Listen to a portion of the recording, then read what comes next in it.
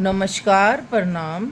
जैसे मैं आज आप सबको जागेश्वर धाम की महिमा के विषय से अवगत करवा रही थी, तो मैंने आपको पुष्टि माता और महामृत्युंजय के विषय से अवगत करवाया।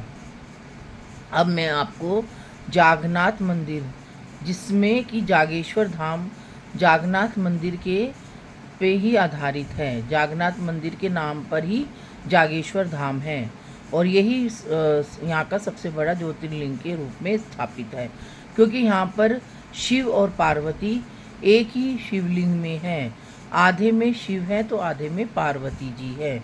तो जागन्नाथ मंदिर में एक ऐसा दिया है जो कि 1300 वर्ष पुराना है और 1300 वर्ष से लगातार जलता ही जा रहा है।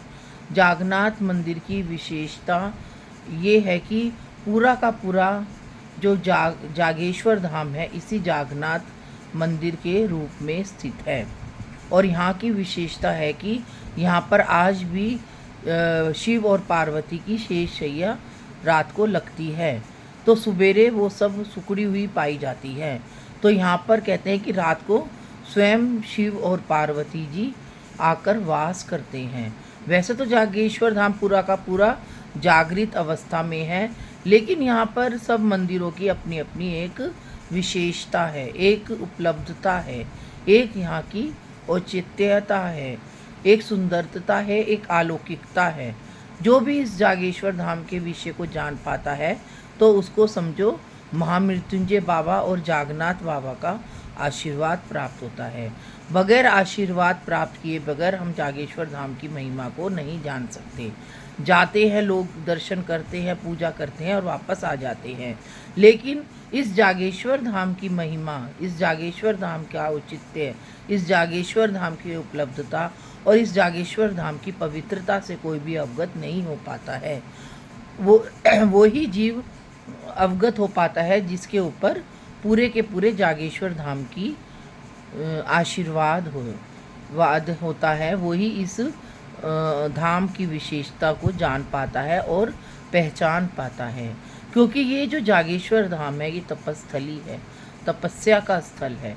यहाँ पर सप्त ऋषियों ने तपस्या करी है, तो भगवान शिव यहाँ पर जागृत अवस्था में हैं और जागन्नाथ मंदिर में तो और भी ज़्यादा, क्योंकि शिव और पार्वती एक ही लिंग में हैं और पानी के अंदर ही ये शिवलिंग है। इसके चारों तरफ, इस शिवलिंग के चारों तरफ जल ही जल है, नीचे है ये ज़मीन में और इसके जल ही जल है। आज भी हम पहले जब हम पूजा करते थे तो जल से अपने ऊपर छींटे छिड़कते थे, लेकिन अब यहाँ पर निषेध लगा दिया है। अब यहाँ पर कोई भी इस जल को छू नहीं सकता है और ना ही शिवलिंग को छू सकता, क्योंकि अब जैसे जैसे भीड़ बढ़ती जा रही है वैसे वैसे इस शिवलिंग की पवित्रता बनी रहे तो दूर से ही इस शिवलिंग के दर्शन होते हैं और दूर से ही हम सब अपना जो भी सामग्री होती है पूजा की वो चढ़ा पाते हैं। तो जागेश्वर धाम और जागन्नाथ मंदिर की जगह विशेष, यहाँ पे पार्थिव पूजे जाते हैं, यहाँ पर 9 ग्रहों की पूजा होती है, यहाँ पर भी गणेश जी की पूजा होती है, यहाँ पर भी सभी पूजाओं का विधान है। यहाँ पर तो जो भी पूजा करता है, जो भी भगवान से प्रार्थना करता है, वो जागन्नाथ भगवान जी सब उसकी इच्छा को पूरी करते हैं।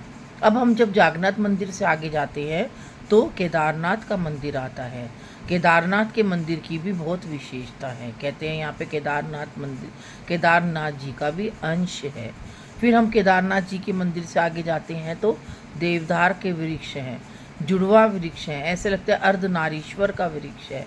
इस वृक्ष का दर्शन करते ही हमारे शरीर में एक उमंग पैदा होती है, एक तरंग पैदा होती है। ऐसा लगता है कि मानो शिव और पार्वती दोनों ही इसमें विराजित हैं। फिर हम 9 देवियों के मंदिर में आते हैं, फिर 9 देवियों के मंदिर से ब्रह्मकुंड में की तरफ जाते हैं, फिर हम हनुमान जी के मंदिर आते हैं और फिर लास्ट में पुष्टि माता का मंदिर है। तो ऐसे करते करते हम पूरे जागेश्वर धाम की परिक्रमा करते हैं और सब मंदिरों की। और सबसे बड़ी बात है, यहाँ पर हवन कुंड है जहाँ पर सप्तऋषियों ने हवन किया हुआ है। ये हवन कुंड भी पांडवों के ज़माने का ही चला आ रहा है और इस हवन कुंड में जो भी हवन करता है उसकी सारी मनोकामना पूरी होती है। ये मेरी आंखों देखी बातें हैं। आपको देखी है, क्योंकि मैंने भी इस हवन कुंड में बहुत यज्ञ किया है, बहुत हवन किया है, तो मैं उस चीज़ को महसूस करती हूँ, अनुभूत करती हूँ, तभी मैं आपके सामने इसको प्रस्तुत कर पा रही हूँ। अगर मैं अपने आप को अनुभूत नहीं करती, अपने आप में उस इस धाम की शक्ति को महसूस नहीं करती, तो मैं आपके समक्ष कैसे इन सब विषयों को अवगत करा पाती। तो आप भी जागेश्वर धाम में जाएं तो पवित्रता से जाएं, श्रद्धा से जाएं। कहते हैं कि श्रद्धा से जो भी हम मांगे वो परमात्मा हमारी सभी मनोकामनाओं को पूर्ण करते हैं। फिर इस मंदिर की एक और विशेषता है कि बटुक भैरव का मंदिर। कहते हैं कि जब हम सारे मंदिरों की परिक्रमा कर लेते हैं, सारे मंदिरों की पूजा पाठ कर लेते हैं, तो बटुक भैरव जी को खिचड़ी चढ़ाई जाती है।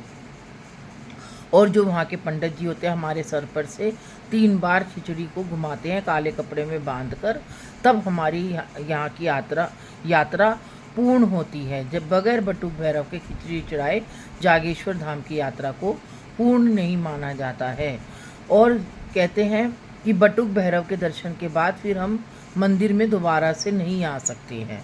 बटुक भैरव के दर्शन सबसे आखिर में होते हैं और खिचड़ी चढ़ा के सीधा हम अपने गंतव्य पे चले जाते हैं, अपने होटल में चले जाते हैं, फिर अपने घर जहाँ जहाँ जिसको जाना होता है वो अपने गंतव्य पे चला जाता है। अब मैंने आपके सामने पूरे जागेश्वर धाम की महिमा रखी, पूरे जागेश्वर धाम की परिक्रमा करी। आप लोग भी सच्चे मन से ऐसे ही परिक्रमा करना, तो आपको भी सच्चे मन से भोले बाबा का आशीर्वाद प्राप्त होगा, पुष्टि माता का आशीर्वाद प्राप्त होगा, जागन्नाथ भगवान का आशीर्वाद प्राप्त होगा और हनुमान जी का प्राप्त होगा। जय भोले की, जय भोले की। आगे आज मैं आपको आपके समक्ष इतना ही रखूँगी और आगे के लिए